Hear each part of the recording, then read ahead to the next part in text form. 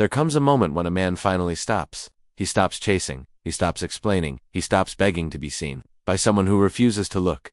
You didn't walk away because you stopped caring. You walked away because she stopped valuing. And that's where the pain begins. Not for you, but for her. Because women may pretend not to care. They may act cold, distracted, even empowered by your silence. But when a man who once gave her everything suddenly gives her nothing, that silence becomes louder than all the words you ever said. Today, we dive deep into the philosophy of Epictetus, the ancient Stoic master of detachment and discipline, to uncover exactly what hurts a woman the most. When she loses a man who has finally reclaimed his value, this isn't about revenge. This isn't about playing games. This is about stepping into your power. Let's begin. Part 1. The illusion of value. A woman only stops valuing you when you start overvaluing her. It's a paradox Epictetus understood well. If you want to improve, be content to be thought foolish and stupid. What does that mean in your relationship?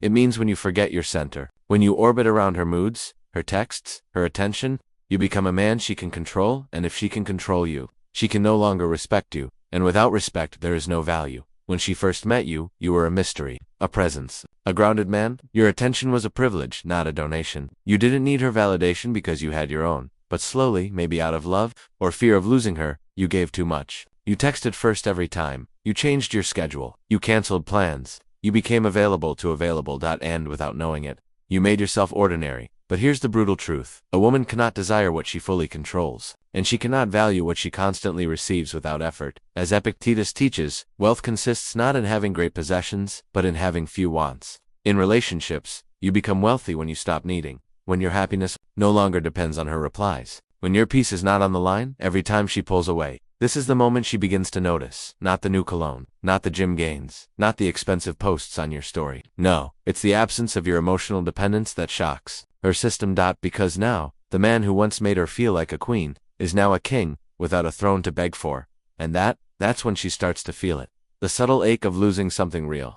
A woman expects the man she undervalued to stay stuck, to keep texting, to keep proving, to keep showing up like a loyal dog, waiting to be noticed. But when you go silent, not to manipulate, but because you've awakened, you create a void, a powerful, echoing silence. She scrolls through her phone. No missed calls, no I miss you, no validation from the man she was so used to controlling, and that void. That's what begins to hurt. You see, Epictetus once said, it is impossible for a man to learn what he thinks he already knows. She thought she knew you. She thought you'd always be there. She thought she could pull back and you'd chase harder. But she was wrong. When you stop chasing, you teach her something no words ever could. You were never desperate. You were devoted. And once that devotion was no longer appreciated, you redirected it back into yourself. She begins to wonder, did he really care? Was I not enough? Has he found someone better? Why does this hurt? Because she thought you'd fight harder. She thought your love meant surrender. But you remembered something more important than winning her back. You remembered yourself. And now she's left with the thing she never expected. Not anger, not revenge, not even jealousy, but silence. A silence that doesn't beg. A silence that doesn't explain. A silence that doesn't even resent her. Just calm, grounded, complete absence. And that absence hurts more than 1,000 arguments. Control isn't always about power. Sometimes it's about reassurance.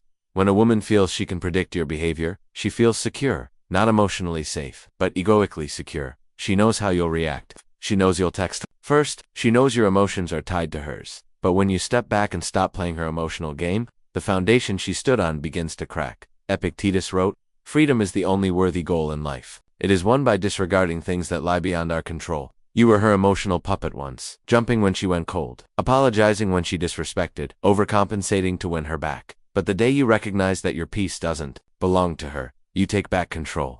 Not of her, but of yourself. And that confuses her. It triggers her. It even attracts her. Though she won't admit it, because women don't desire emotional predictability in men. They crave stability with mystery. And now you've become both. You're no longer shaken by her silence. You don't respond to her passive-aggressive stories. You don't rush in to fix what she broke. Suddenly, she's left with nothing to control. No levers to pull, no buttons to push, no validation to fall back on. You've become emotionally sovereign. Exactly. The kind of man she underestimated. And now, for the first time, she doesn't know what to do. Women don't just miss the man, they miss how they felt around him. But now, when she looks at her reflection, she's not met with confidence or pride. She's met with questions. Was I too harsh? Did I push too far? Why? Hasn't he reached out? And it's not just about you anymore. It's about her own sense of self-worth being challenged. Because if the man who used to adore her can now walk away without a second thought, what does that say about her? Epictetus said, No man is free who is not master of himself, and now you've become that man. You didn't beg, you didn't lash out, you just walked with dignity, and that forces her to confront something deeper. She didn't expect you to grow, she expected you to break. She thought you'd drown in her absence. But you rose in silence, in peace, in strength, and the most painful part, she's not invited to witness it. You see, when a man evolves in front of a woman, he feeds her ego, but when he evolves away from her, he confronts her soul. She starts seeing your posts, your progress, your glow, not the superficial one, but the inner glow, the kind of power that can't be faked. You're laughing again, you're not reacting, you're not watching her stories, or liking them, and that lack of attention, it cuts deeper than any insult, because she can't unsee what you've become, and she knows she had access to that man. She had the rarest thing of all, a man who was present, real, devoted, and she threw it away. Now all that's left is her reflection, a reflection she can't escape, and a man she can't reach. The opposite of love isn't hate, it's indifference. A woman can handle your anger, she can even handle your tears.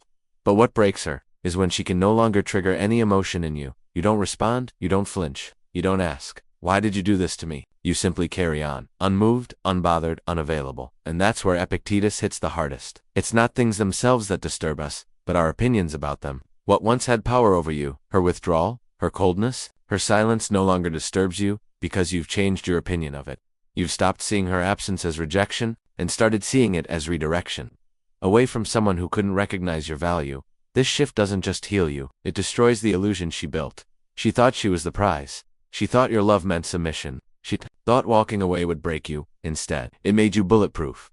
Your silence is no longer a strategy. It's your natural state because drama no longer entertains you, because chaos no longer seduces you, because her attention is no longer currency in your life. And this indifference becomes the loudest message you'll ever send. She starts looking for signs of your attention. She posts stories meant for you. She tries to spark jealousy. She waits for a reaction that never comes. And in that stillness, that cold absence of validation, she realizes something terrifying. You're not pretending. You're not playing games. You're truly done. And that kind of man, the one who doesn't need her anymore, that man is unforgettable. She may try to come back, and if not in action, then in thought, in dreams, in memories she can't erase. She may never text you. She may never say "I miss you." But deep inside, she starts rehearsing conversations, things she wishes she said, moments she wishes she appreciated. Because the thing about Stoic men is, they don't leave messily, that they leave silently, elegantly, completely. Epictetus taught when someone is properly grounded in life, they shouldn't have to look outside themselves for approval. And that's what kills her inside, because while she seeks approval from likes, followers, and friends, you've found yours within. She used to feel like a goddess in your world. Now she feels like a ghost in hers. Every time she opens social media, you're there, not in pictures, but in presence. You're not watching her anymore, but she's watching you, and no matter how strong she pretends to be, she knows deep down, I lost him and he's not coming back. You've elevated, you've detached, you've mastered the greatest Stoic power, freedom from needing anything you do not control, and when a man masters that, he becomes the one that haunts the hearts of women who once took him for granted, because now, you're not just the man she dated, you're the man she could have had forever, but only if she had valued you when it mattered. Eventually, she'll try to move on, she'll date someone new. Smile in pictures, laugh at jokes that don't land, force herself to believe she's happier now. But no matter how many arms she falls into, there will be a moment, quiet, sudden, and undeniable, where she realizes you were different. Because you didn't just want her body, you wanted her soul. You saw through her games, her moods, her masks, and still chose to love her fully, fiercely, and without fear. That kind of man, rare, uncommon, unrepeatable, Epictetus said. First say to yourself what you would be, and then do what you have to do. You did exactly that. You became the man you said you'd be. You didn't lose yourself to win her. You didn't shrink, just to be chosen. You didn't stay in places where your presence was tolerated but not cherished. You left, not to punish her, not to provoke her, but to honor yourself. And while she may try to replace you, she'll only find copies, men who give her attention but not depth, men who chase her but don't ground her, men who look the part but lack the core. And slowly, she realized the truth. You weren't the option, you were the one. Not because you were perfect, but because you were present. Because you offered truth in a world addicted to lies. Because you stood still when others folded. And now, you've become the man she compares everyone to, even when she won't admit it. Because deep in her heart, there's a space only you filled. And the tragedy, she realized it too late.